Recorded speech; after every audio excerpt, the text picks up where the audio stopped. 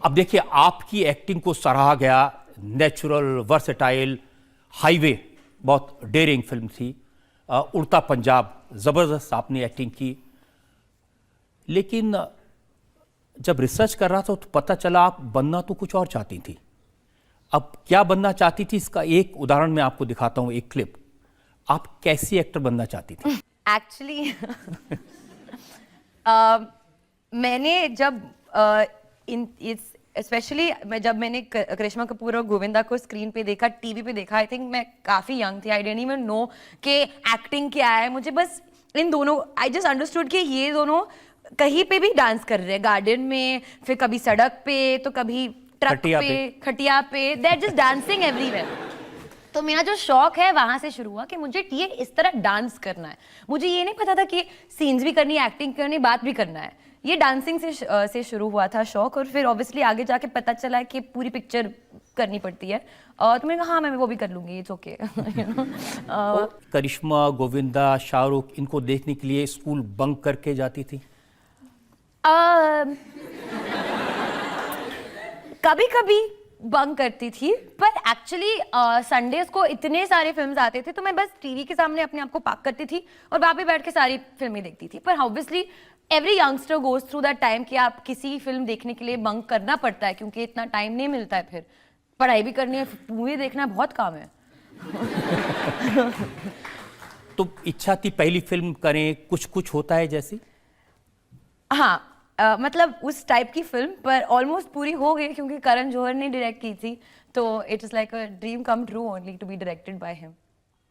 तो क्या एक्सपीरियंस था पहली फिल्म का? बहुत नर्वस थी? ऑब्वियसली मैं बहुत नर्वस थी। मैं सिर्फ 17 साल की थी जब ये सब हुआ। जब मैंने शूटिंग शुरू की तो 18 साल की हो गई थी उस टाइम पे। मुझे कुछ नहीं पता था। आई वॉज जस्ट इमिटेटिंग करण। मैं आज भी कहती हूँ कि अगर करण वो सीन्स इनैक्ट करके नहीं देते मुझे, तो मुझे नहीं पता मैं क्या करती। मैं बस इधर से उधर चलती रहती उस फिल्म में। उन्होंने पूरा परफॉर्म करके मुझे दिया। द ओनली मोमेंट वे जब मैं ऐसे मतलब मेरा जो आँख है वो एकदम खुल गया, वो गाने के टाइम पे था। इसी वजह से, क्योंकि मुझे पता है कि गाना जब प्ले होता है तो मैं एकदम खुल जाती हूँ and I feel very like at home. लेकिन वो गाना प्ले हुआ, खुली, उससे पहले आप अपने पापा महेश भट्ट साहब के दफ्तर में जाके बहुत रोई थी, बहुत आंसू बहाए थे? हाँ, एक्चुअली उन्होंने मुझे रुलाया था। मैं वेरी स्वीटली मैंने उन्हें मैसेज किया, पता नहीं क्यों मैंने कभी ऐसे उसके पहले कभी नहीं किया था कि मैं पापा को मैसेज करके बोलूँ कि मेरे अंदर क्या है। यूजुअली मैं काफ़ी सीक्रेटिव हूँ, अंदर ही रखती हूँ सारी बातें को। मैं कहीं जा रही थी और मैंने उन्हें मैसेज किया, पापा I don't know why I am getting very nervous. So he said come to the office. ठीक है, मुझे लगा हम बैठ के गुफ्तगू करेंगे अकेले। नहीं, मैं वहाँ गई। इमरान हाशमी थे वहाँ पे, मेरी बहन थी पूजा, मेरे चाचू थे मुकेश जी, और भी कई लोग थे। 7-8 लोग मिनिमम थे उस टाइम पे, क्योंकि जब मेरे पापा बैठते तो महफिल जैसे बन जाते, सब लोग साथ में ऐसे बैठते और वो बात करते हैं, वो वाला वाइब था एग्जैक्टली। और मैं अंदर गई ऐसे ऐसे, मतलब मैं स्माइल नहीं करी थी, मैं थोड़ी सी वैसी थी।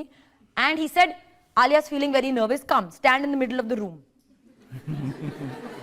सो आई सेड ओके, ये क्या है? तो he made me stand, almost आपकी अदालत जैसा ही माहौल था वहां पे। और वहां खड़े होकर उन्होंने मुझे बोला कि please now you tell us how you are feeling, आपको कैसा लग रहा है। तो पहले मैं बहुत इरिटेट हो गया, पापा ऐसे होते हैं क्या कि मैं जब एकदम स्पॉटलाइट में डाल रही, ठीक है ऐसे okay fine. And I started talking, और बात करते करते मैं रोने लगी। मेरा सबसे बड़ा फियर ये था कि what if I realise that the one thing I wanted to do the most in my life I am not good at. So I was getting scared to participate because I was thinking, "Okay, what if I find out that I'm not good at it? That will be like my worst nightmare."